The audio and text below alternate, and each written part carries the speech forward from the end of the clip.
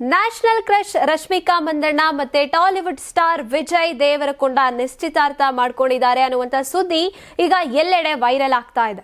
ಇವರಿಬ್ರು ಈಗಾಗಲೇ ಪ್ರೀತಿಸ್ತಿದ್ದಾರೆ ಅನ್ನುವಂತ ವಿಷಯ ಎಲ್ರಿಗೂ ಗೊತ್ತಿತ್ತು. ಆದ್ರೆ ಇಷ್ಟು ಗುಟ್ಟಾಗಿ ಎಂಗೇಜ್ಮೆಂಟ್ ಮಾಡ್ಕೋತಾ ಇದ್ದಾರೆ ಅನ್ನುವಂಥದ್ದನ್ನ ಯಾರು ಕೂಡ ಊಹಿಸಿರ್ಲಿಲ್ಲ. ಅಷ್ಟು ಸೀಕ್ರೆಟ್ ಆಗಿ ಇಡೀ ಕಾರ್ಯಕ್ರಮ ನಡೆದಿದೆಯಂತೆ. ಒಂದು ಫೋಟೋ ಕೂಡ ಹೊರಗೆ ಬಾರದಂತೆ ಅವರು ನೋಡ್ಕೊಂಡಿದ್ದಾರೆ. ಇನ್ನು ಮೂಲಗಳ ಪ್ರಕಾರ ರಶ್ಮಿಕಾ ಮತ್ತೆ ವಿಜಯ್ ದೇವರಕೊಂಡ ನಿಜವಾಗ್ಲೂ ನಿಶ್ಚಿತಾರ್ಥ ಮಾಡ್ಕೊಂಡಿದ್ದಾರೆ.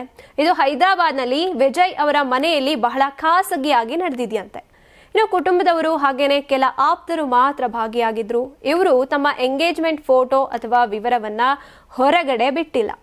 ಈ ಇಬ್ರು ಮುಂದಿನ ವರ್ಷ ಅಂದ್ರೆ 2026 ಫೆಬ್ರವರಿಯಲ್ಲಿ ಮದುವೆ ಆಗ್ತಾರೆ ಅನ್ನುವಂಥ ಮಾತು ಕೂಡ ಹರಿದಾಡ್ತಾ ಇದೆ.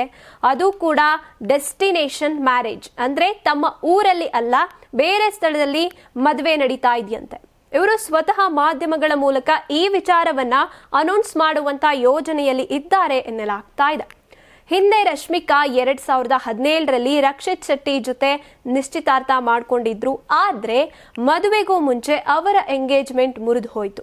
ಅದಾದ ನಂತರ ರಶ್ಮಿಕಾ ತೆಲುಗು ಚಿತ್ರರಂಗಕ್ಕೆ ಹೋಗಿ ಅಲ್ಲಿ ದೊಡ್ಡ ಸ್ಟಾರ್ ಆಗಿ ಬೆಳೆದ್ರು. ಕನ್ನಡ ಸಿನಿಮಾಗಳಲ್ಲಿ ಮತ್ತೆ ಆಕೆ ನಟಿಸಲೇ ಇಲ್ಲ. ಇನ್ನು ಗೀತಾ ಗೋವಿಂದಂ ಚಿತ್ರದಲ್ಲಿ ರಶ್ಮಿಕಾ ಮತ್ತೆ ವಿಜಯ್ ಜೋಡಿ ಭಾರಿ ಹಿಟ್ ಆಯ್ತು.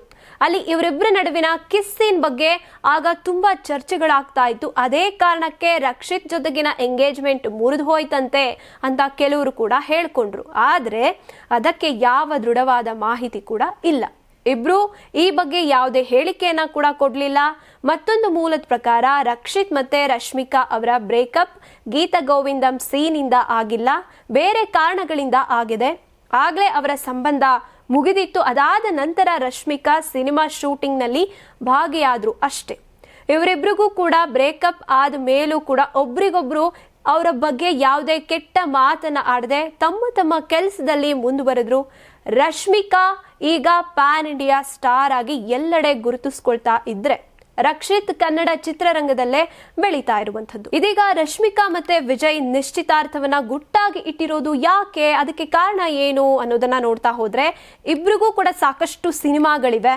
ಈ ಸುದ್ದಿ ಹೊರಗೆ ಬಂದ್ರೆ ಅವರ ಪ್ರಾಜೆಕ್ಟ್ಗಳ ಮೇಲೆ ಪರಿಣಾಮ ಬೀಳಬಹುದು ಅನ್ನೋ ಕಾರಣಕ್ಕೆ ಅವರು ಗುಟ್ಟಾಗಿ ಇಟ್ಟಿದ್ದಾರೆ ಎನ್ನಲಾಗ್ತಾ ಇದೆ. ಆದ್ರೂ ಕೂಡ ಸತ್ಯ ಒಂದಲ್ಲ ಒಂದಿನ ಹೊರಗೆ ಬರಲೇಬೇಕಲ್ವಾ.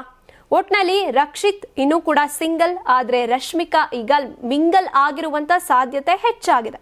ಮುಂದೇನಾಗುತ್ತೆ ಅನ್ನೋದನ್ನ ಕಾಲಾನೆ ಉತ್ತರ ಕೊಟ್ಟು ಹೇಳಬೇಕಾಗಿದೆ. ಆಮೇಲೆ ಇದ್ರ ಮಧ್ಯೆ ಇನ್ನೊಂದನ್ನ ಮರೆಯೋಕ್ ಹೋಗ್ಬೇಡಿ.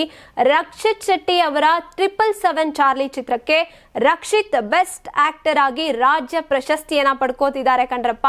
ಇದ್ರ ಮಧ್ಯೆ ಕರ್ನಾಟಕ ಜನತೆ ಎಲ್ಲ ಅಭಿನಂದನೆಯನ್ನ ರಕ್ಷಿತ್ ಶೆಟ್ಟಿಗೆ ಹೇಳೋದನ್ನ ಮರೆಯೋಕ್ ಹೋಗ್ಬೇಡಿ. ತುಂಬಾ ದಪ್ಪ ಇದ್ದೀರಾ, ಅದರಲ್ಲೂ ಯಾವುದೇ ಸೈಡ್ ಎಫೆಕ್ಟ್ ಇಂದ ಸಣ್ಣ ಆಗ್ಬೇಕಾ? ಎಷ್ಟೋ ಜನ ಹೇಳ್ತಾ ಇದ್ರಿ, ಸರ್ ನಾನು ಜಿಮ್ಗೆ ಹೋಗ್ತಾ ಇದ್ದೀನಿ ಆದ್ರೂ ಸಣ್ಣ ಆಗ್ತಾ ಇಲ್ಲ ಸರ್, ವರ್ಕೌಟ್ ಮಾಡ್ತಾ ಇದ್ದೀನಿ ಆದ್ರೂ ಸಣ್ಣ ಆಗ್ತಾ ಇಲ್ಲ ಅಂತ ಹೇಳ್ತಾ ಇದ್ರಲ್ಲ. 100% ಯಾವ ಜಿಮ್ಗೂ ಹೋಗ್ದಂಗೆ ವರ್ಕೌಟು ಮಾಡ್ದಂಗೆ ನೀವು ಸಣ್ಣ ಆಗ್ಬೋದು. ಪ್ರತಿದಿನ ಬೆಳಿಗ್ಗೆ ಸಂಜೆ 2 ಟೈಮ್ ನಮ್ಮ ಜೀನಿ ಸ್ಲಿಮ್ ನ ಯೂಸ್ ಮಾಡಿ ಯಾವುದೇ ಸೈಡ್ ಎಫೆಕ್ಟ್ ಇಲ್ದಂಗೆ ನೀವು ಸಣ್ಣ ಆಗ್ತೀರಾ. ಯಾಕೆಂದ್ರೆ ಜೀನಿ ಸ್ಲಿಮ್ ಒಂದು ಉತ್ತಮ ಆಹಾರ.